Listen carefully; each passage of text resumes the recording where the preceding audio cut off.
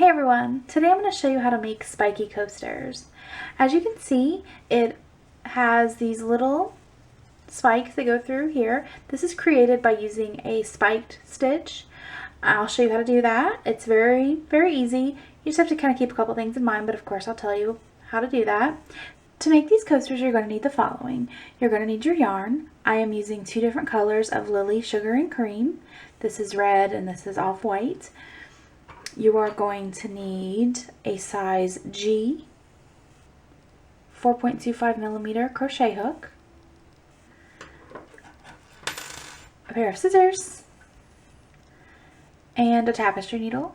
Mine is metal, but yours may be plastic. Alright, let's go ahead and get started.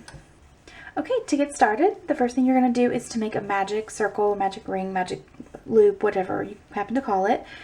So you wrap your yarn around your fingers like that. So I've got the short end here. Take your hook and put it underneath this strand, over this strand, and pull it through, but don't pull tight. So I usually kind of hook my finger in there just a little bit. Then you're going to chain two.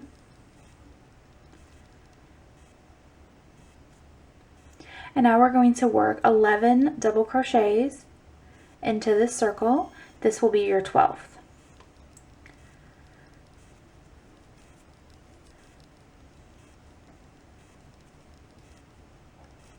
So to double crochet, you just yarn over, insert your hook, yarn over, pull through, yarn over, pull through two, and yarn over and pull through two. Okay, and just continue to do that until you have completed 11 double crochet stitches, and the 12th being the starting 2 chain. And I'll go ahead and finish that up and then come right back. Okay, so I've completed the 11 double crochets, and I'm just going to pull to close the gap there. And so you're left with something that looks like that. And now to close it completely, we are going to slip stitch into the top of the first double crochet that you did.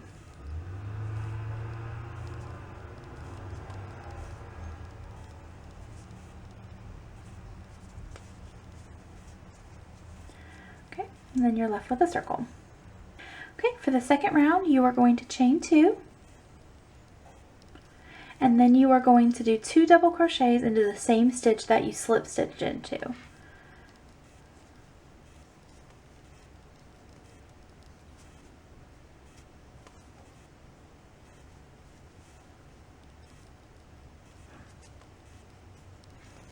Okay, so the first one's going to look like it has 3 coming out of that. And then you're going to do 2 into basically every stitch around. So you should have a total of 24 double crochets, not including the starting chain. And I'm going to go ahead and work around, and I will come back and show you, where you need to work the last stitch. So I have finished my round, and I have done a total of 22 double crochets by this point.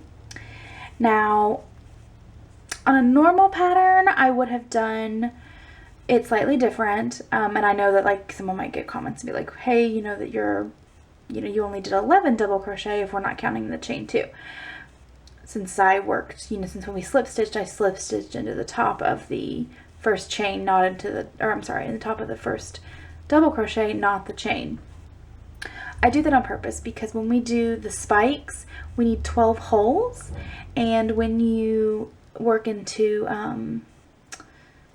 if I were to have worked 12 double crochets into there, it would have made 13 holes, and while not super noticeable, it is noticeable. I actually worked one up to show you, and I guess I'll just go ahead and show it to you now. This is so it looks finished, surprise. But I worked this one up so you could see I've got 12 spikes like you're supposed to have, but right here, see there's another hole that doesn't have one in there. And so it makes this little section in between the spikes slightly wider. If you want to, you could have went ahead and done that, but I just thought this looked a little more even. So anyway, just wanted to mention that in case any of you guys were a little confused. So what we're going to do now is we're going to actually add back the that stitch by working into the base of the chain. See, the chain's right there, and there's that space there. So we're going to be doing our last 2 into that space there.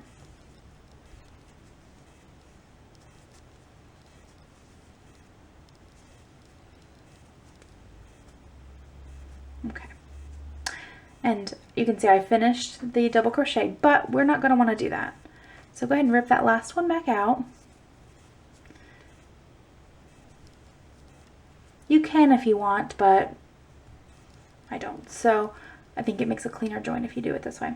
So before you would do the last yarn over and pull through 2, you're going to change the yarn color. So you're going to grab your second color, and I usually just kind of loop it over my finger like that. And then get your yarn out of the way there.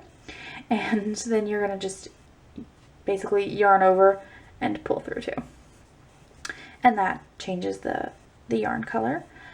And then we are going to slip stitch into the top of that first double crochet that we did on the previous round, or on this round. Round 2, there you go. Now you may need to tighten up your first stitch. It's fine if you do. Go ahead and cut your yarn. You can, if you don't want to, you don't have to. I will, because I think it makes the back look a little cleaner just in case, but I'll show you. I did one in a different color, and I carried up the yarn on it, and you can see there's the bar there. So it's not super noticeable, but just makes it look a little bit more even. Okay, so for round 3, you are going to chain 2.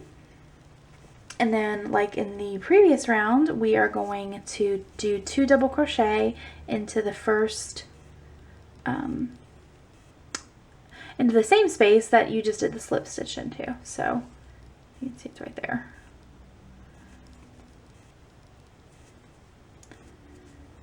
Okay.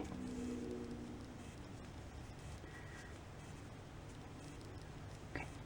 Now what makes this one different is that instead of doing a normal double crochet stitch, we are going to be, sorry, I'm getting the yarn out of the way. Instead of doing the normal double crochet stitch, we are going to be doing a spiked double crochet stitch, or a spiked double crochet, or a double crochet spike, however you want to phrase it.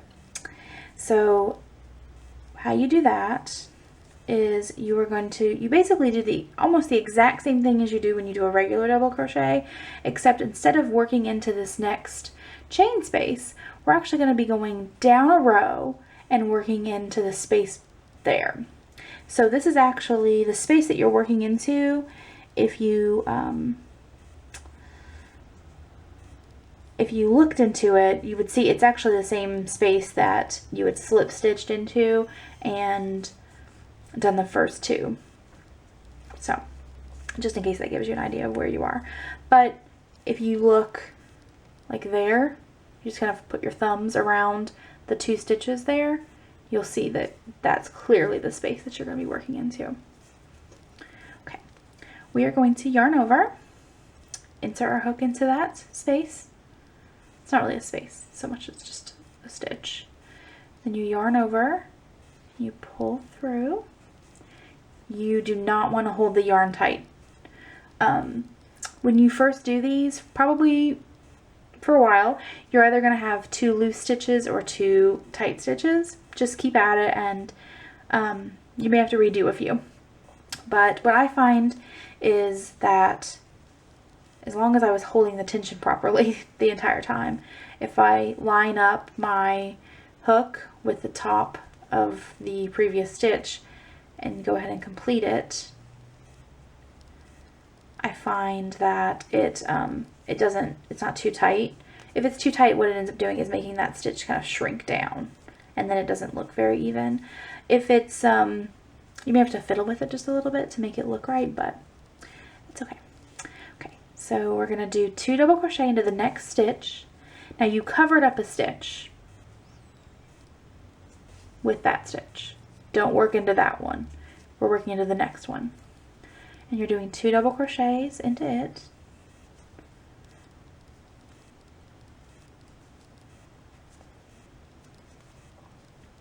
You should have a total of, by the time you're all said and done, not including the chain, a total of 36 stitches. And this one was 24. I don't know if I mentioned that. 24 plus the chain. Okay. Now we're going to do the next spike stitch.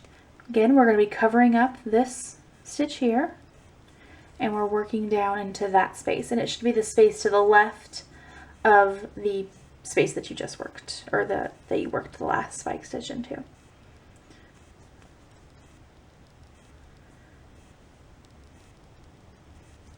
And see, I pulled that one a little tight, so kind of loosen it up a little. You can, you can fiddle with it, so it's not super important, but okay, there you go. And then again, we covered up that space, so we work into the next one. 2 double crochet. In the next space after that, we're going to cover up with a spike stitch and work down below. And I'm going to go ahead and do that all the way around, and I'll show you where you need to be for the last spike stitch. So this is the 11th spike stitch that I've done. The next stitch, it'll be just a regular 2 double crochets into the same space. And then your last spike stitch is going to, I know that red's a little loose there, but it's going to be into that space right there. And so you can see there were 12 spaces around. So we're going to go ahead and just work that last stitch.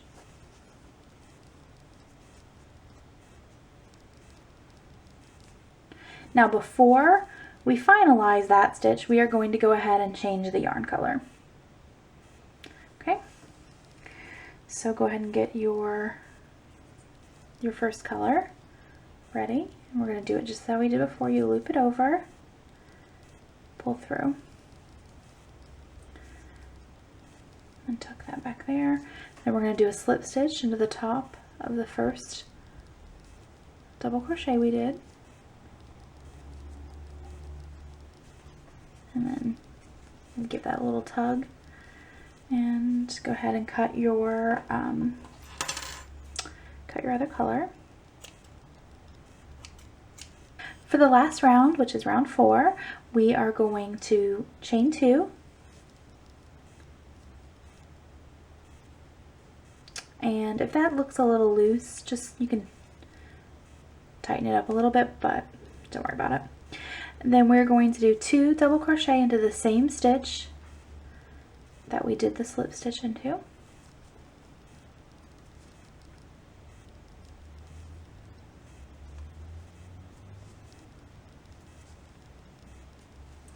And then in the next 2 stitches, we are going to just work 1 double crochet into each one of them.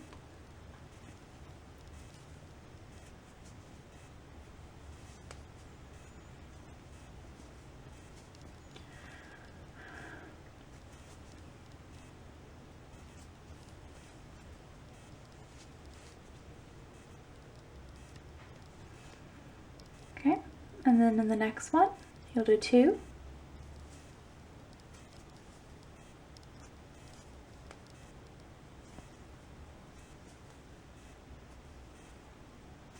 And then in the next stitch 1. And the next stitch 1. And you're just going to continue around, so 2 into 1, then 1, 1. So 2, 1, 1, 2, 1, 1. You're going to do that all the way around, and I will go ahead and finish that, and so I can show you where you should end up. Alright, I'm at the end, and I've done 2 into 1, 1, and then the last stitch is going to be done into the top of basically the last loop of the second color. And that should be the top of that spike stitch as well. Oh, I almost did two there. What am I thinking? Okay. Don't do that. Just do one. Okay, and then you're going to join with a slip stitch into the top of the first one you did for the round. Okay, and then just go ahead and bind off.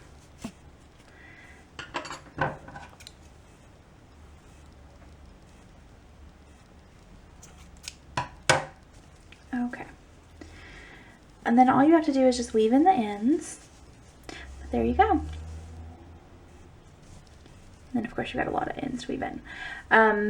The only tip I have is for this middle, when doing the magic circle, magic ring thing, I almost always will not. I'll place a small knot there to keep it from opening, because it kind of wants to come open. But just go ahead and weave in the ends as you normally would. If you want to knot things, you can, but it's up to you.